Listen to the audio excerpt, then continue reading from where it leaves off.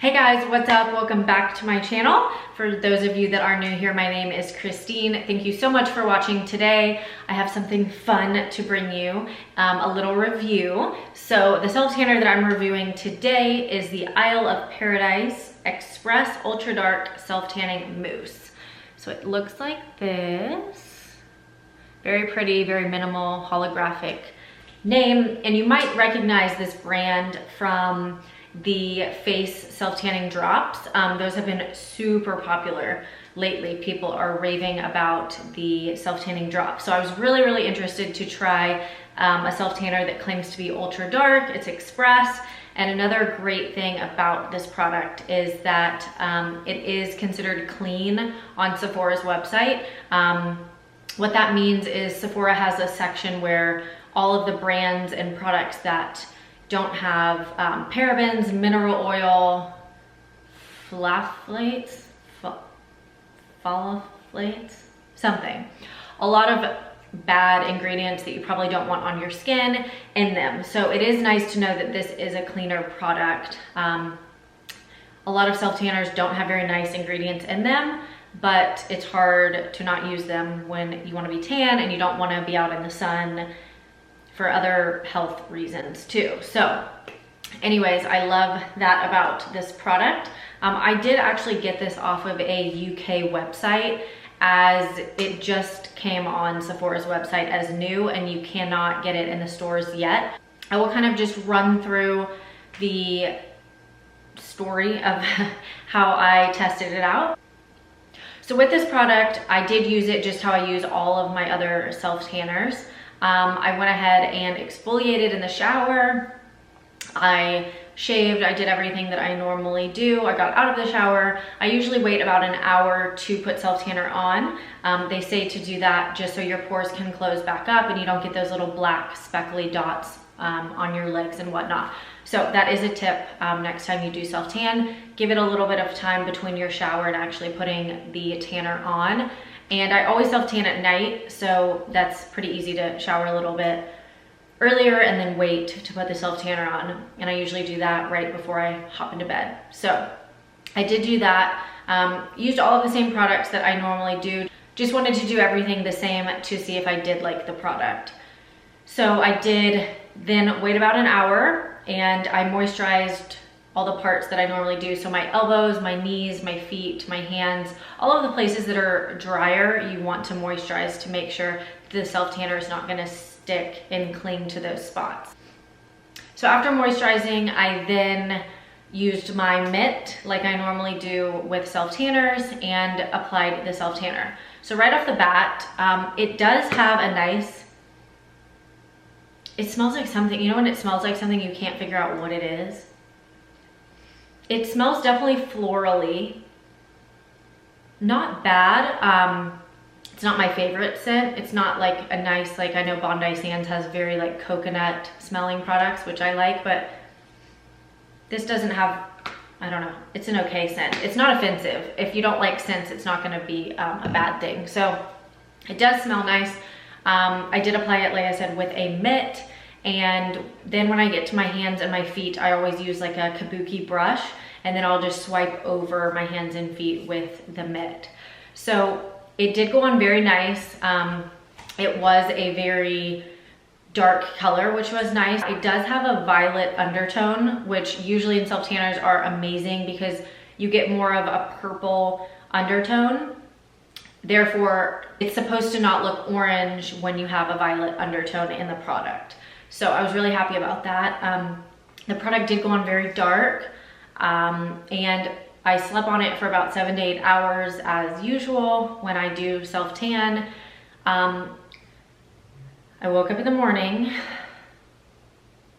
looked at my hand and jumped out of bed, ran to the shower, got in the shower, was hoping that it would wash off. Nothing, I mean, your standard amount of wash off came off, but my hands were more orange than I have ever seen my hands. And this is pretty consistent with back in the day when Versa tans or Versa, what were those called? Those booths that you stand in and it used to be super orange. It's exactly what it looked like. So same thing, my hands were super orange. My elbows looked like I dipped them in a bowl of Cheetos and swirled it around. My feet were like not even. It was very patchy, and it just looked like I had never self-tanned myself before. The places that I wanted to still be tan were not. My arms were not tan, my stomach was not tan, my legs were not. Only the places where you don't want to be. So your ankles, my knees, my elbows, all of that. So I was really confused because when it went on, it was a nice dark purple undertone. And then the next morning, all of a sudden it's so orange. So I did try to get it off of at least like my hands and my ankles in the shower. Did not budge. It did not budge. Like nothing came off, nothing. I tried using my tan eraser the next day, didn't budge. I mean, there was nothing I could do. I was really just having to wait it out at this point. The first day I went out, I wore a long sleeve shirt, you know, with like the holes for your thumb, so that at least it would cover like this part. I mean, it was that bad. It was so bad. Eventually, like 5 days after I applied it, I used my self-tan eraser, but still was having to scrub it off. I mean, it did not come off. So I'll start with the pros of the product. And the pros, I think, are it is a much cleaner self-tanner than some others, which is great. You wanna know that what you're putting on your body and that's soaking into your skin is good for you. So that's actually a huge thing, and why I really wanted to like this self-tanner. That's actually a huge thing, and that's one of the reasons I wanted to really like this self-tanner, was so that I could know what I'm putting on my body every week. It doesn't have, you know, the parabens and all of the bad things in them. So the other I'm going straight to the cons. The other pro is the violet undertone that it was supposed to have, and that it did have right when I applied it. So it did have the nice purple dark undertones at night, and then it's almost like as it developed and I woke up in the morning, it was orange, like orange. Another pro is probably the smell. It's definitely not offensive. It's more of a florally smell, which honestly, after the first arm, you're not even paying attention to the smell. And the cons, I think I kind of already went over. Just super streaky, like super streaky. It looked like I had never self-tanned before. Very orange, very stubborn, did not budge.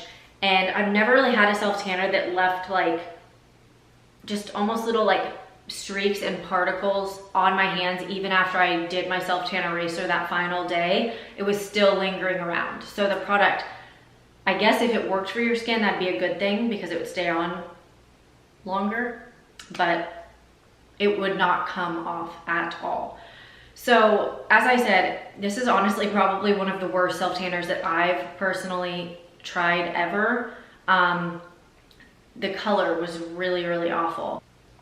But that's not to say that there are other products, the self-tanning face drops, and maybe this would work for your skin. It just didn't work for mine, and I did everything the exact same.